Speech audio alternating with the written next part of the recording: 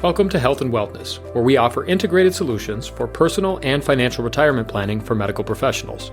I'm your host, Michael Swartz. We've talked about the problems. We've talked about comprehensive planning, including both financial planning and personal planning. We've talked about the history of the retirement math and its effect on the personal retirement journey. And now we get to talk about where we want to get to in retirement. And I think it is very safe to say everybody in retirement would like to be happy. So what does happiness mean? What does happy mean? It can be a pretty dark rabbit hole to jump into here as we explore happiness. Every psychologist will have their own opinion on it. But in my experience, the simplest way to communicate happiness so that you can create it for yourself is to define it by 3 different states. Now, I will say this. As a certified physician development coach, happiness means something differently and can be derived from a myriad of experiences depending on the individual. As a psychologist, some might say it is a subjective state. That is, what brings happiness to the individual is 100% unique to that individual. And so what we've done, instead of creating a subjective state for each and every person, we've pulled out 3 different types of happiness to form a discussion and better understanding around the concept of happiness itself. The first type of happiness we'd like to talk about is the most familiar, emotional happiness. Some people call this the hedonic happiness.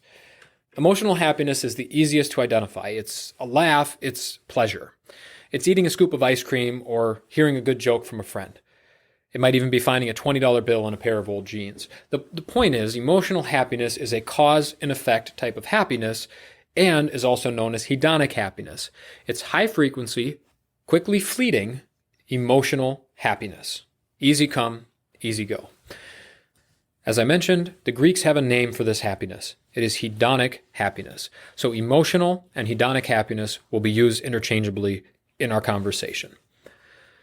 The second type of happiness is moral happiness. While the emotional and hedonic happiness is inherently short-lived, moral happiness is a much more of a baseline happiness. It's a category of sustained emotional experiences that can endure hedonic pleasures.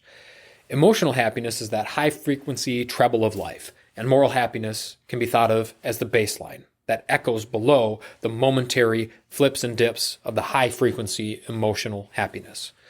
But just like emotional happiness is synonymous with hedonic pleasure, moral happiness is synonymous with eudaimonic happiness. Eudaimonic happiness was attributed to Aristotle in his work, Nicodemean Ethics, where he talks about happiness being something that is achieved when life is lived in alignment with an individual's virtues and values. Having a strong spiritual life, a longitudinal relationship with a family member or spouse, patient or friend, or living in alignment with a greater purpose. These are common ways to elicit this type of eudaimonic happiness. In fact, Eleanor Roosevelt has a quote where she elegantly spoke of eudaimonic happiness. Happiness is not the goal. It is the byproduct of a life well lived. No, eudaimonic happiness can't be ordered at the ice cream counter or pulled out of the pocket of a pair of pants. But eudaimonic happiness is achieved by aligning your pursuit of long-term outcomes with short and long-term behaviors and achievements. Now, some psychological research suggests that happiness can be achieved through purely emotional and hedonic happiness or purely moral and eudaimonic happiness. But most psychologists conclude that both forms of happiness are essential to maximizing well-being. So that raises the question, what's the third form of happiness we'd like to talk about? The third form is judgmental happiness. Judgmental happiness is the emotion we feel when the statement is, I am happy, followed by about or that. For example, if you're a Packers fan, I am happy that the Packers won. If you're a Vikings fan, I'm happy that the Packers lost. But either way, judgmental happiness is tied to an outcome generally outside of our control, but independent of the situation we find ourselves in. So every time we talk about judgmental happiness, it is about something that has already happened in the past. I am happy that something happened.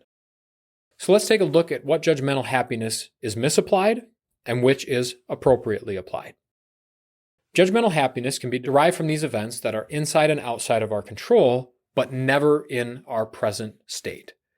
Judgmental happiness is often extracted from events that we merely observe, such as political, environmental, or sporting events. When our judgmental happiness is threatened by political, environmental, or sporting events, it is dependent on outcomes that we have limited control or even influence over, and we're gambling with our happiness. So for the sake of our discussion today, I really want to focus judgmental happiness on the happiness that we can create from our life decisions. We need to focus on the judgmental happiness derived from reflecting on our own actions and behavior. So let's think about living a life that is aligned to maximize both our hedonic and emotional happiness, our moral and eudaimonic happiness, and how that would lead to a life filled with the third of the three happinesses, judgmental happiness. By steadily experiencing both eudaimonic and hedonic happinesses, it will lead you to experiencing a judgmental happiness when reflecting on your own life, behaviors, and actions. Intentionally constructing a life filled with experience that maximize the hedonic and eudaimonic happinesses, the emotional and moral happinesses, will lead you to concluding, I am happy that I am living my life correctly. In fact, as you get past these events, you might conclude, I am happy that my life turned out the way it did. By harmonizing the relationship between hedonic and eudaimonic happiness, you will achieve a high level of judgmental happiness on the things that you can control. We will operate under the agreement from here on out that we're designing your retirement to maximize this trinity of happiness. And with that, we can move on to the three parts of the modern retirement journey: the period of retiring, the day you retire, and transitioning into retirement. And with that, we'll start by talking about the concept of retiring, the final 5 years of your career.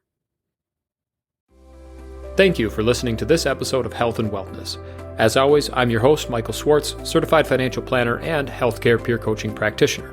If you're looking for more help or additional resources on your retirement journey, please visit healthwellness.com or send an email to hello@healthwellness.com. We'll see you in the next episode.